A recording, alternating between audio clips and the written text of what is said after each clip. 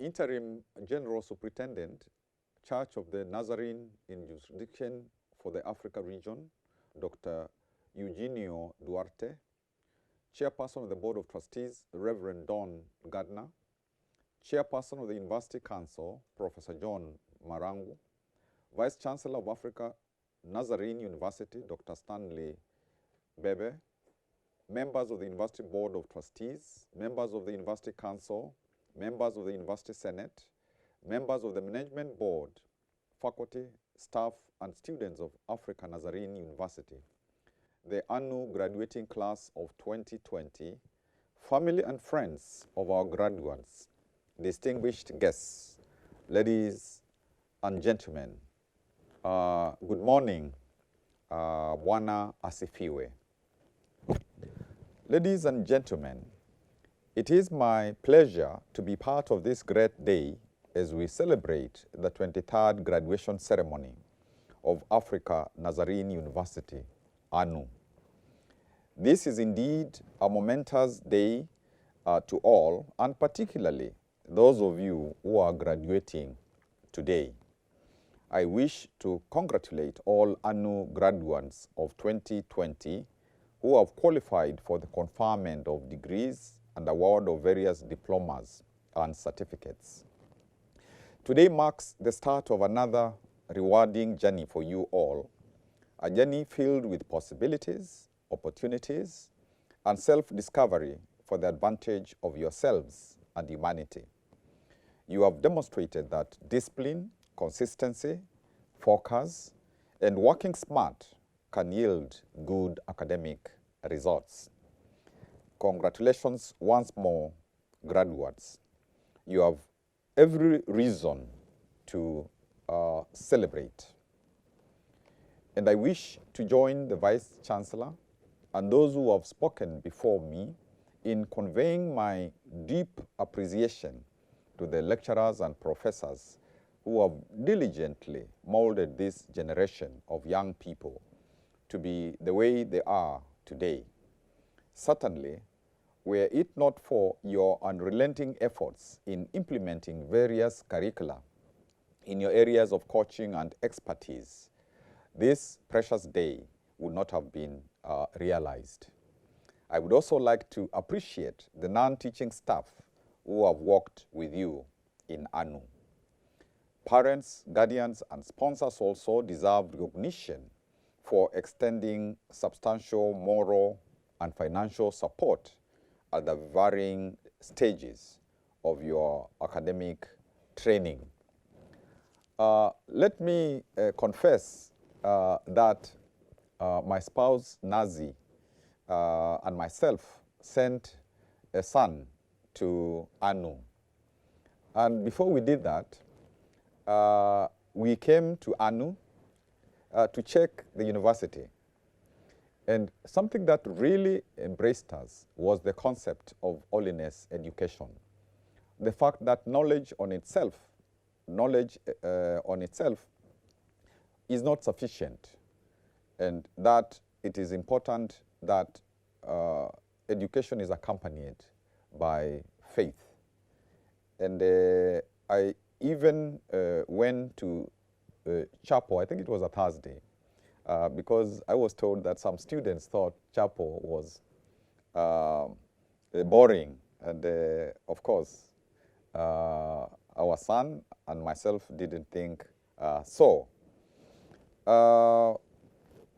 I really liked that Christian background of ANU, because even students who are in CU would go to high schools, because we interrogated ongoing students as we sought a place for our son.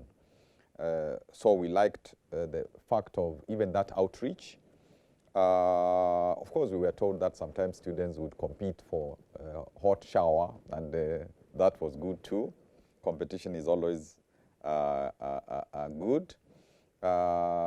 We even were told that there was the lunch system where people used the B cards, and eventually I think those were replaced, cards which were just ticked manually were replaced by an integrated system where the student ID was used because of, again, of advancement in IT. So we got convinced that that was a good place, and was a good place to send our son.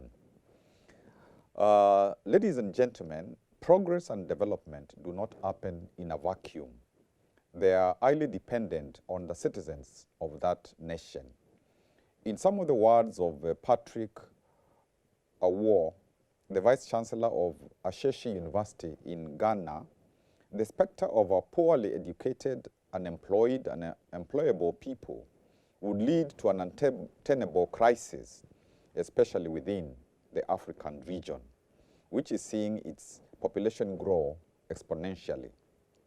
Grasa Machel also noted that our youth have the potential to transform Africa, and if neglected, they can exacerbate poverty and inequality while threatening peace, security, and prosperity.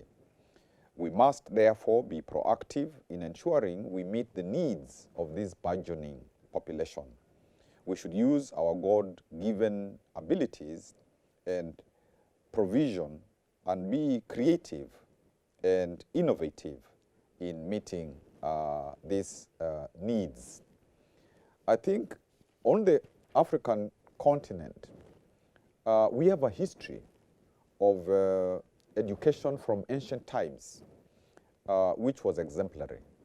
And as Chinwezu, in the book Under the Tree of Talking Leadership for Change in Africa, has this to say regarding pharaonic education. He says, pharaonic education emphasized the development of character and of the soul, and was seen as the path to immortality. And Elad, in the same book, says that the process of education was not seen as a process of acquiring knowledge. It was seen as a process of transformation of the learner. And broadly speaking, therefore, education was viewed in ancient Egypt, and even today in most jurisdictions which have a good educational system. It is seen as first and foremost a problem-solving type of education, so that problems are identified, and then there is solution to them. And in our instance on the continent, we would ask, what are the problems of Africa? What education do we need to solve them? Because even when you look at traditional education, it was basically education by doing, whether it is in agriculture, whether it is in home keeping, whether it is in warfare, in any aspect. It was education by doing. And even the folk tales that carried wisdom and provided ethical education were really very well thought out.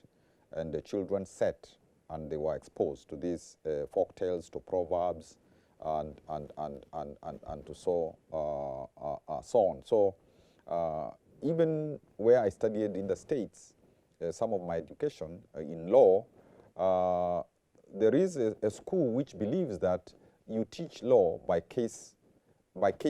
You look at a case, you imagine that is a particular case, and then you help the students solve it.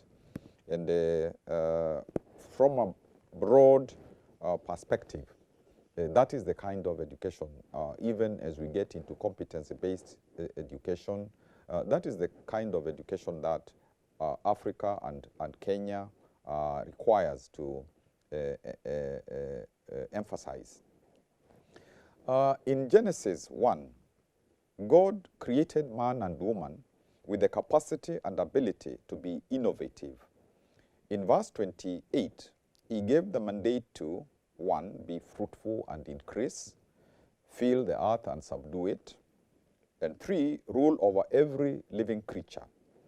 God did not give them all the details of how to do this. He gave them a mind to think, and whatever else they needed to fulfill the mandate. This mandate has not changed, but the ways of doing it keep changing, and this calls for us to stay in step with the change as we do our part in fulfilling it.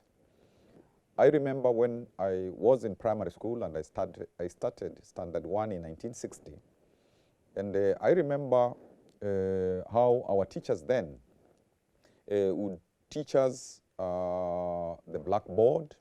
The teacher would be standing there, and the teacher was like a small god. We couldn't question them, and we memorized things, and so on and so forth. And I remember one of my fellow students, pupils rather, who used to write very big letters, and he would fill a line like 2-3 words. And because those days we used to be given these books, exercise books, the madam teacher would every time ask him, "Why are you doing this?" and beat him up. And the following day, this pupil would do the same thing. And then eventually, the teacher asked him, "I keep on beating you and you are doing the same thing. Why is this so?" And this pupil said, "When I go home and you give us work to read at home, we don't have a lamp. So I use, we called it kisinga, that is a firewood, which is lighted. And he would make sure that it shows him what to read. And therefore he said, "That's why I have to write big letters, because otherwise I can't read." And that was the first time I saw a teacher apologize to a student. Even as we went to secondary school, again, the teachers would come and tell us what to, teach us. And mostly the teacher expected you to imbibe that knowledge, repeat it, and even in exams do so. If you had a good memory, it served you well. And unfortunately, even at university, as we get handouts, as we even this now, I guess now recently PowerPoint and so on. So even that distance of how we teach still may not have reached the point at which our students are taught to be creative. There are new ways of learning and so on.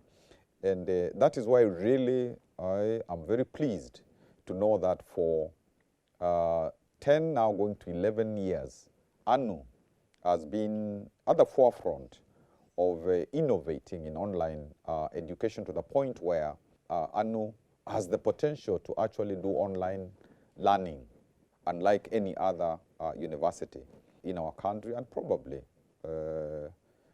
in the world, in Africa, sorry.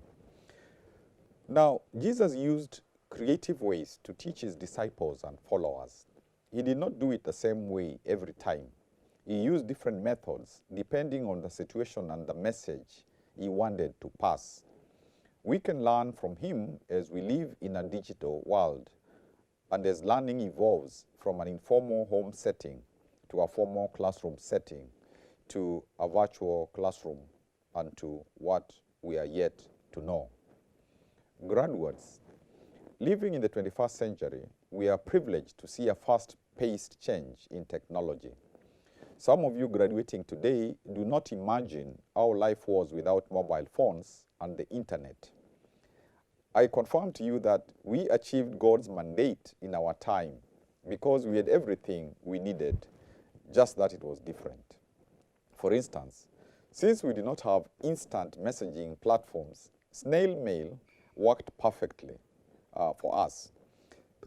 The only way of knowing what was happening in the country and world was through listening to KBC, known then as VOK, Voice of Kenya. And that made news time crucial.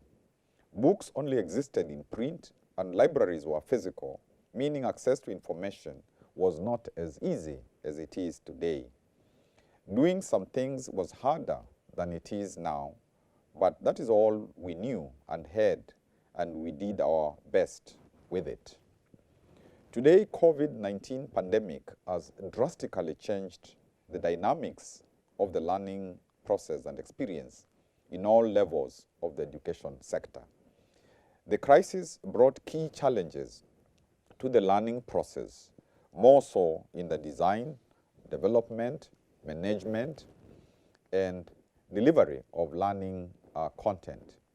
Within a blink of an eye, the traditional way of handling the learning process was no longer tenable. The pandemic rendered it redundant and instigated a need for a radical and urgent need for creativity and innovations in the very delivery of content. The focus shifted to adopting available technologies that were within the comfort and with less variance from the pedagogies of traditional delivery. And this is why I still must congratulate ANU because of being very far-sighted and gradually shifting to online education, even without us having the knowledge of COVID or such a pandemic for the future. Adoption of technologies brought to the fore the need to create innovations that are in tune with the sociocultural and economic situations of learning institutions in the developing world. Access to these technologies, their sustainability, and levels of consumption cast aspersion on their efficiency. The debate has begun on the role of scholars in the developing world in conceptualizing, researching, innovating, and consuming technologies relevant to the dynamics of the pedagogy in the developing world. And today, we are here celebrating with over 500 of you graduating and moving into the world to deal with this challenge facing us. And so, what role should graduates, scholars, governments, and institutions play in pedagogy innovation relevant for online learning in the developing world?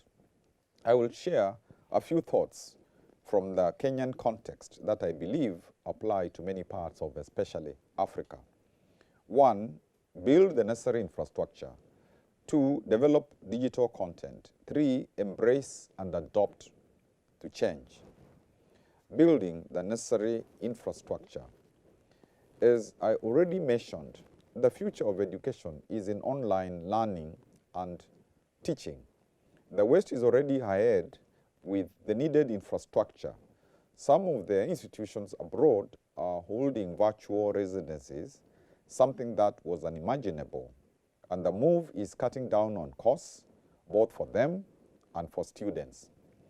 Currently, many parts of Africa are technologically unreached, and that means they will lag in many ways, including in education. We are faced with the challenges of inadequate infrastructure, poverty, lack of innovation, and to some extent, an education system that does not focus on innovation and critical thinking. We need to move fast in putting in place physical and digital structures, plus the necessary policies by governments. In 2016, the Kenyan government introduced tablets in primary schools to promote digital literacy from an early age. The project, however, failed because of various reasons, which included the high cost of running the project, lack of skilled personnel, low electricity connectivity, especially in rural schools, unavailability of safe storage facilities for the tablets, lack of technical support mechanism, and integrity deficit. Currently, the government is working on addressing some of these gaps, and I believe soon we will have the necessary infrastructure for online learning in our schools, and this is very important. Reflecting on the story of creation in Genesis 1, God put in place the necessary infrastructure for man and woman before creating them. When Adam and Eve arrived, it was easy for them to fulfill their mandate given in Genesis 1:28 because the environment had been divinely prepared for them. Likewise, governments should put in place the needed facilities as we move toward online education. On the onset of COVID-19, institutions in Kenya closed. When some of the universities and colleges realized that the closure was indefinite, they quickly laid down the infrastructure for online learning. Collaborative virtual classrooms took the place of a physical classroom setting. This posed a challenge for those living in areas without electricity connectivity and strong internet connecting signals. But since challenges bring with them opportunities, they weathered through. Some primary and secondary schools offered online tutoring, which was only accessible to those who could afford a gadget that is connected to the internet. With this trend, the needy students and those in remote areas were disadvantaged as their already privileged counterparts benefited. This calls for governments to put in place beneficial structures that will move students toward the future of learning. As learning moves online, governments and the accrediting authorities must be involved in quality assurance in all institutions if we want to produce graduates that can solve the problems of the 21st century. Curricula that celebrate a more holistic representation of our history and culture, and that teach us how to think creatively about how to innovate to the future we want, must be well developed and approved, and guidelines strictly adhered to, even for online learning. Quality must not be compromised because of the shift. If anything, it should improve. Currently, there are gaps in policies regarding online education and collaboration, and governments should fill them to create an enabling environment. I foresee a situation where soon institutions will be partnering across the globe to offer education to students from all corners of the world. Relevant policies will be needed to guide, enable, and cover such institutions and initiatives. Even experts from Kenya who are in the diaspora will be able to teach in our institutions from abroad as they continue to do what they do there. And other professors and lecturers from abroad will be able to teach in our institution through this new way of pedagogy. And I really congratulate ANU for partnering with the Coursera so that the online education is made first class, and this is the first university to do that in our country. Developing digital content. Ladies and gentlemen, as we grapple with this shift, academicians and other stakeholders need to be creative enough to adopt existing technologies to suit the pedagogical challenges in online learning. Kenya today is at a significant inflection point. We are considering the merits of a competency-based curriculum, as said earlier on. This is not only in Kenya. Our region right now is highly aware of the need of citizens that are woke to their responsibility towards the development of their nation. There is need to digitize curriculum, content, and develop teaching programs for schools. Institutions of higher learning are already setting the pace, like ANU, and giving confidence that this direction is tenable. And even for our ordinary citizens, they should not be left behind, because in civic education, in adult education, this can also be given an online perspective, because my mother, who is 80 years plus, uses a mobile phone. And through a mobile phone, she can be helped, trained to access other material in terms of adult learning, civic education, and so on. Graduates, productive citizens, and enlightened empathetic, and effective leaders start from a personal responsibility, and especially from those who fear the Lord. Institutions are moving from theory-based training to integrate it with practical learning, as I said earlier on, and I believe Nazarene University has not been left out. And as I said earlier, when we came to ANU to help our son look for a university, we were encouraged because we saw that this was a place not of just teaching knowledge, but also of teaching ethics, morality, and spirituality. Attachment, internships, apprenticeships, mentorships also help connect theory with practice, but more can be done in our country. How about some of you in ICT using your skills in developing programs for schools that are useful in online teaching and learning? Can Africa Nazarene University adopt a school where students can volunteer their skills in laying down the necessary infrastructure for online learning, or converting a community center, church hall, or any other available space to a model online learning center where underprivileged children can learn from?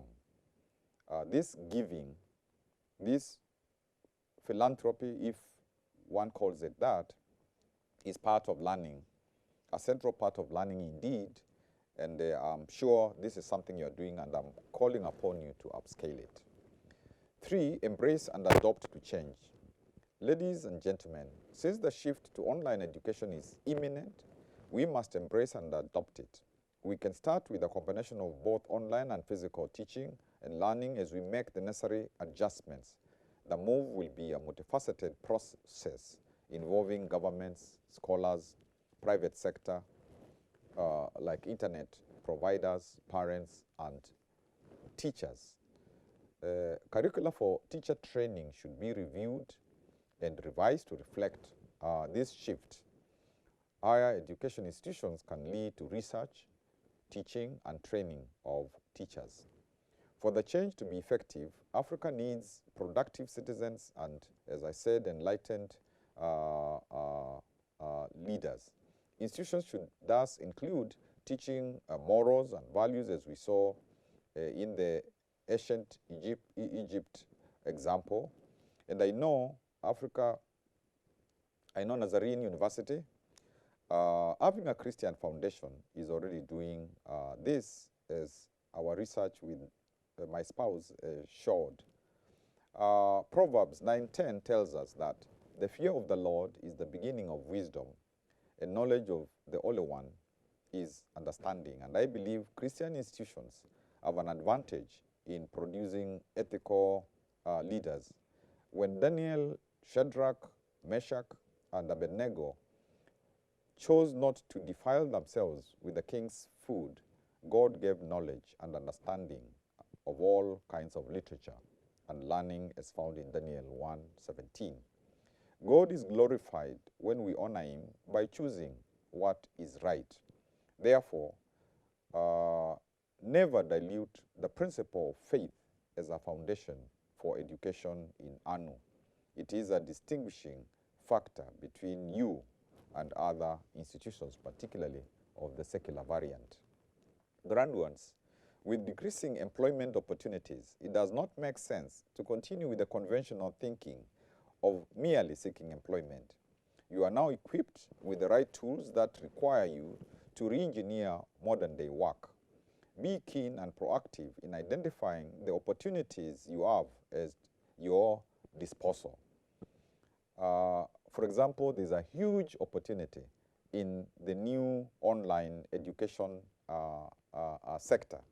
So you must know you are stepping out to meet the globe, no longer a tiny pond or familiar territory. And as such, your creativity will set you apart, and your innovation.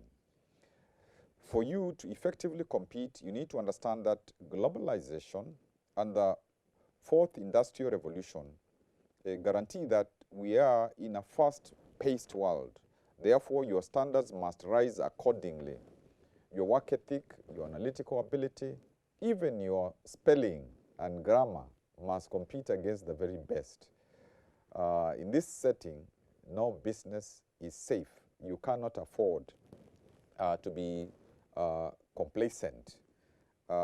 It is my hope you will continue with not only continuous learning in your field of study, but self-education, so that you don't just do ordinary work and read the front line, the headline of the newspaper, but continue self-educating yourselves, continue reflecting on the knowledge that you have gained, how to grow it, how to grow yourself.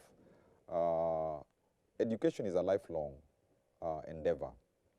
Ladies and gentlemen, with the collaboration of various stakeholders, education can become more accessible to the young population, which is really growing through online learning and teaching.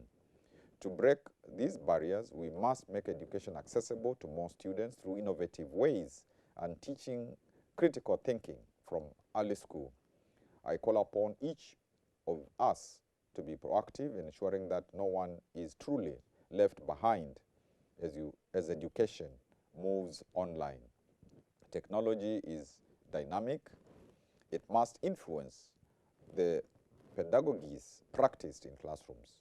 When we leverage the existing tech ecosystem, we will transform learning by reaching many grassroots-based people and create a level play field for all. When we begin thinking about changing communities, we start engaging the knowledge. We must reach out to them. And let me also say this regarding our leadership on the continent. If the leadership is not committed to the transformation of Africa, it cannot allow an education that is itself transformative. Therefore, it is necessary that as leaders on the continent in our country, we commit ourselves to the transformation of our people, and therefore an education from early on that is the purveyor of transformation. Once more, I congratulate class of 2020, and I thank you very much for this opportunity to speak during your graduation. God bless you all. God bless ANU.